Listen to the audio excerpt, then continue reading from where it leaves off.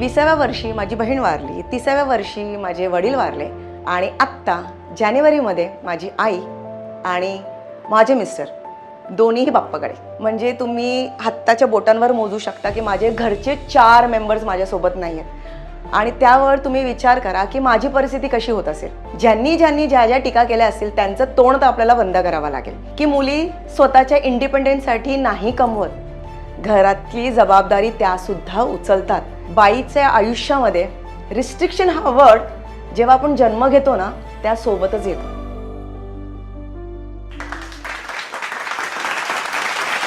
नमस्कार मंडळी, मी भारती म्हात्रे. आता बरेच जण मला ओळखत असतील कारण आपला यूट्यूबवर सिम्पली स्वादिष्ट चॅनल आहे आणि सिम्पली स्वादिष्टमध्ये तुम्ही मला फक्त रेसिपी करताना बघितलं असेल. पण आता ते रेसिपीच्या मागे माझी लाईफस्टाईल, मी काय करते घरी किंवा कसं मी हा चॅनल सुरू केला, हे सगळं काय सांगण्यासाठी आज मी तुमच्यासमोर आली आहे. तर थोडंसं वेळ तुम्हीसुद्धा काढा आणि माझी छोटीशी गोष्ट ऐका. तर जसं की मी तुम्हाला सांगितलं, माझं यूट्यूब चॅनल आहे सिम्पली स्वादिष्ट.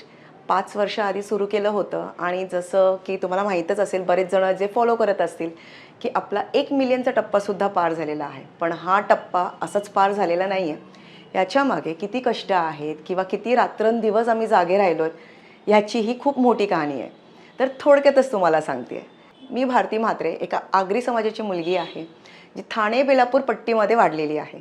आता जसे की आमचा समाज खरंच मुळातच खूप मस्त आहे, पण बायकांसाठी थोडेसे त्यांचे रूल्स रेग्युलेशन्स वेगळे आहेत. पण आत्ता बरंच काय बदललेलं आहे. पण जेव्हा कधीही बायकांना काहीतरी करायचं असतं तेव्हा आम्हालासुद्धा सगळ्यांकडनं परमिशन घ्यावी लागते. चालू करायचं का, सुरू करायचं का, करू की नको करू, तर हा प्रश्न प्रत्येकाला उगवतो. तसं मलाही आलं होतं. विचार केला होता काय करू, काहीतरी करायचं आहे. तर मी सुद्धा घरी विचारलं की मला काहीतरी करायचं आहे. आता खूप वेळ झालं, मुलं मोठी झाली, वेळ जात नाही आहे, काहीतरी करावं असं वाटतंय, तर करू का. तर सर्वात आधी असं होतं का यार तुला काय करायचं, तर यार यूट्यूब चॅनल सुरू करते, माझ्या हातातलं तुम्ही एवढं चमचमीत खाता तर लोकांनासुद्धा दाखवते.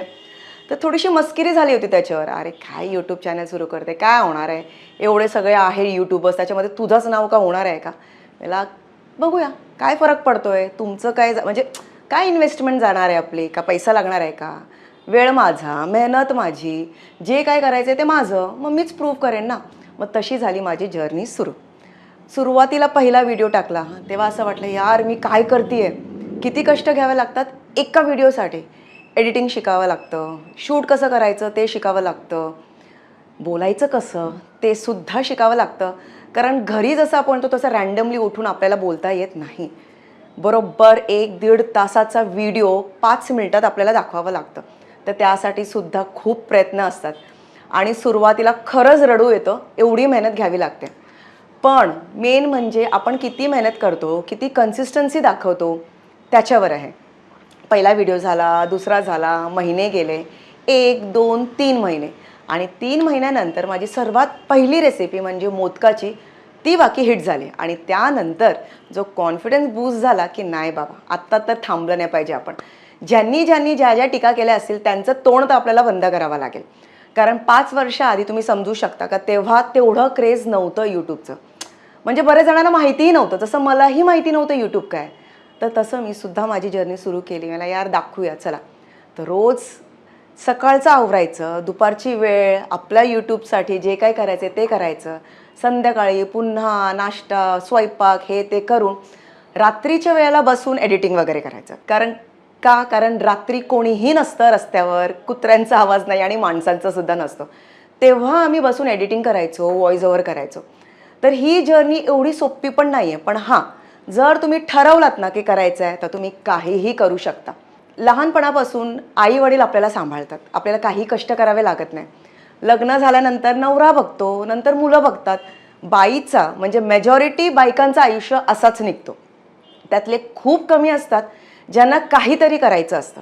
त्यातली मी एक आणि मला पाहिजे की त्यातली तुम्ही प्रत्येकजण असावा.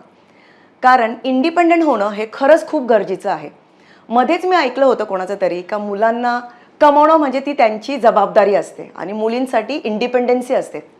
पण मी करेक्ट करेन थोडंसं, असं बिलकुलही नाही आहे. आज जर तुम्ही समाजात बघितलं, जर मुलगा कमवता आहे पण त्यांना मुलीसुद्धा कमवतीच लागतात. शिकलेली पाहिजे, कमवणारी पाहिजे, घरचा स्वयंपाक करणारी पाहिजे, सगळं करणारी पाहिजे, मुलांनासुद्धा सांभाळणारी पाहिजे. कोणीतरी असा पुरुष आहे का जो ऑफिसमधनं आल्यानंतर डायरेक्ट किचनमध्ये घुसतो? हाताच्या बोटावर आपण मोजू शकतो तेवढे पुरुष. कारण प्रत्येकाची ठरलेली जबाबदारी असते. घरी आल्यानंतर बायकांनी काहीही झालं, कितीही थकलं, काहीही झालं, किचनमध्ये घुसावंच लागतं, मुलांचा बघावंच लागतं. त्यांच्याकडे चॉईस नसतं. म्हणून हा स्टेटमेंट खरंच करेक्ट करावं असं वाटतंय की मुली स्वतःच्या इंडिपेंडन्ससाठी नाही कमवत, घरातली जबाबदारी त्यासुद्धा उचलतात आणि प्रत्येकजण एकदम खुशीने आवडीने उचलतात. कारण त्याच्याने सुद्धा त्यांचासुद्धा कॉन्फिडन्स बूस्ट होतो, त्यांनासुद्धा त्यांचे डिसिशन्स घ्यायची पॉवर मिळते आणि हे पॉवर प्रत्येकाला मिळावी.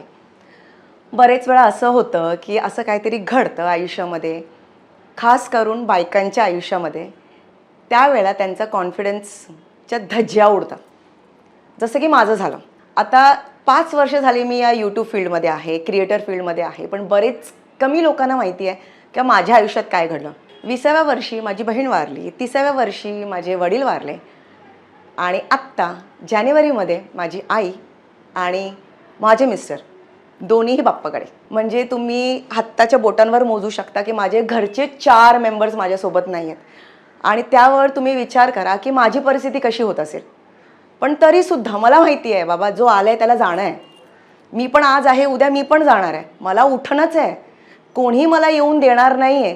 पहिले 4-5 दिवस प्रत्येकजण येतो, घास भरून जातो. नंतर बघा, मोजा, महिने निघून जातात, वर्ष निघून जातात. कोण ढुंकून बघत नाही. कोणीही विचारत नाही का तुझी मुलं काय करतायत, त्यांची फीस कोण भरते, कोणी नाही विचारत.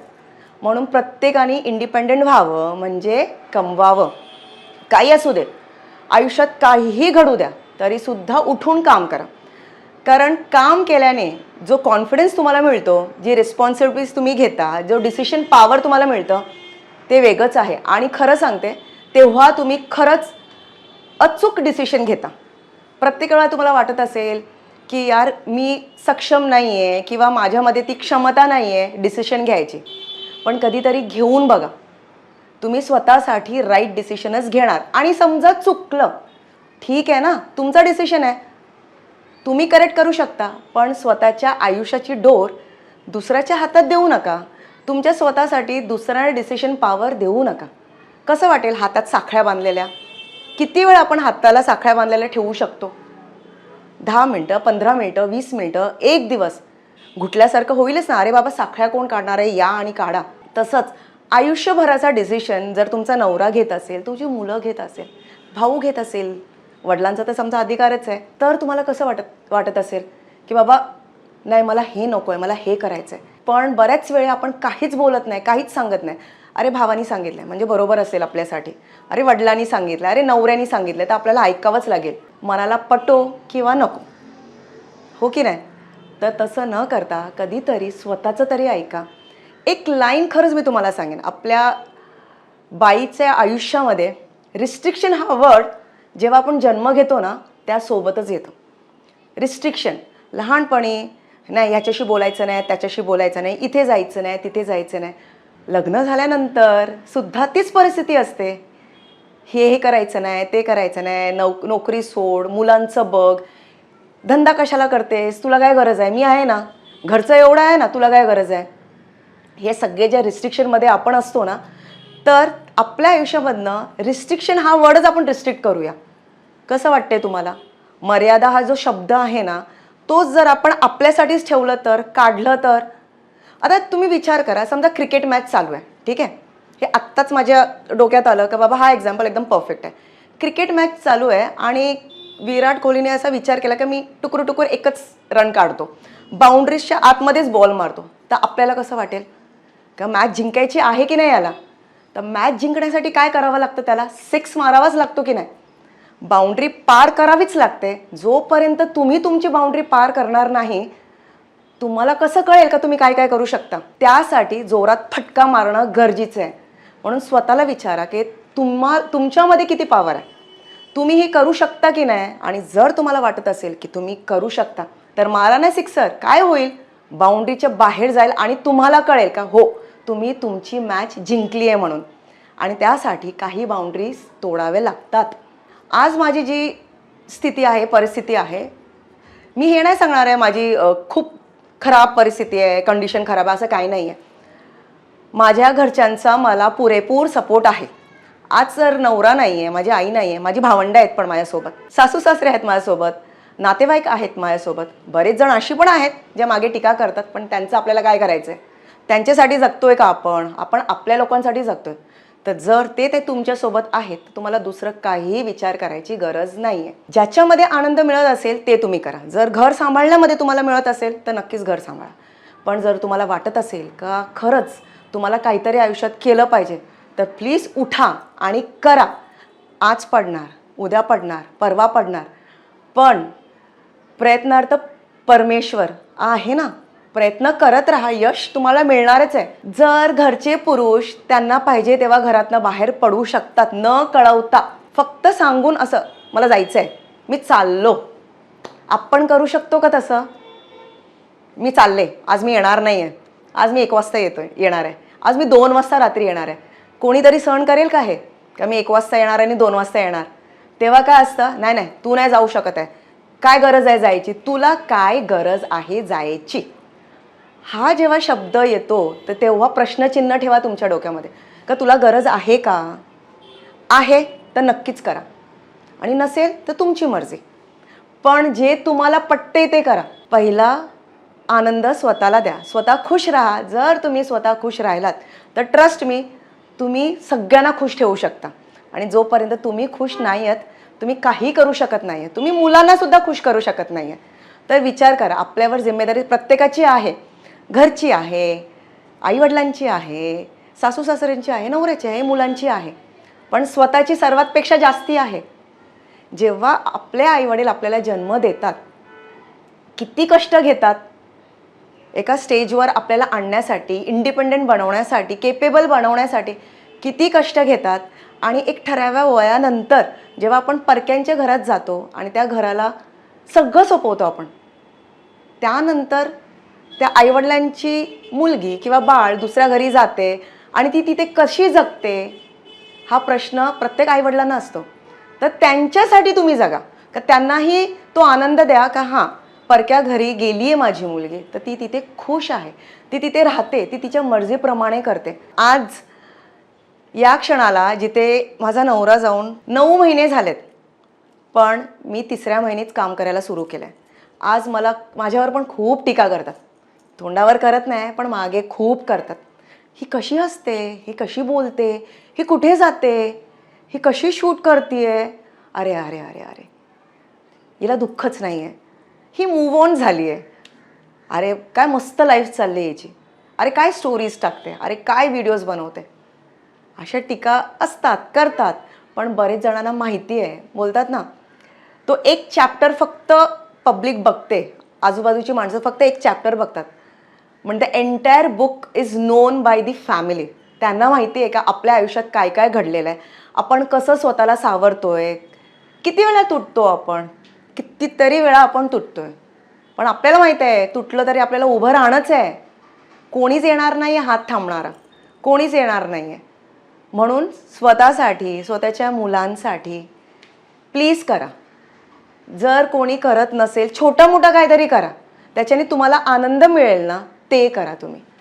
हातात स्वतःचा जेव्हा पैसा येईल त्याच्यामध्ये कसा आनंद असतो त्याचा तरी तुम्ही अनुभव घ्या, असं मला वाटते. आणि खरंच हेच मी तुम्हाला सांगायचे इच्छिते का करा यार, तुम्ही काहीतरी करा, पण खुश राहा. कारण आपल्यालाही जगायचा अधिकार आहे, आपल्यालाही हसण्याचा अधिकार आहे.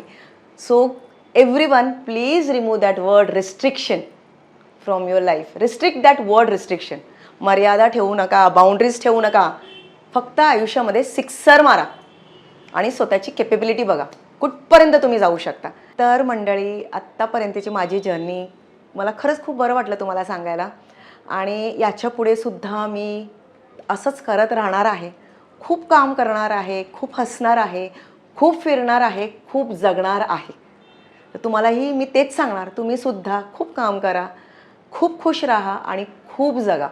आणि त्यासाठी तुम्हाला स्वतःवर विश्वास ठेवणं खूप गरजेचं आहे, स्वतःवर आणि तुमच्या बाप्पांवर. आणखीन एक सांगायचं, खरंच असं वाटतं का सांगावं, जर कधीतरी आयुष्यात तुम्हाला असं वाटलं की नाही संपलं सगळं, आता काहीच नाही आहे याच्यापुढे, तर समजायचं ती तुमची न्यू बिगिनिंग असणार आहे. फुलस्टॉप जिथे तुम्हाला वाटेल ना नाही फुलस्टॉप झाला आहे, फुलस्टॉप नसणार आहे, कॉमा असणार आहे. कारण आयुष्याच्या पुस्तकाचं एक नवीन चॅप्टर सुरू होणार असेल तसं विचार करा आणि त्या चॅप्टरवर जा तुम्ही. तसं विचार करा आणि फक्त चालत राहा. देवाने दाखवलेल्या मार्गावर तुम्ही चालत राहा. फुलस्टॉप आपण वरती गेल्याशिवाय फुलस्टॉप नाही आहे, ते बाकी तुम्ही लक्षात ठेवा.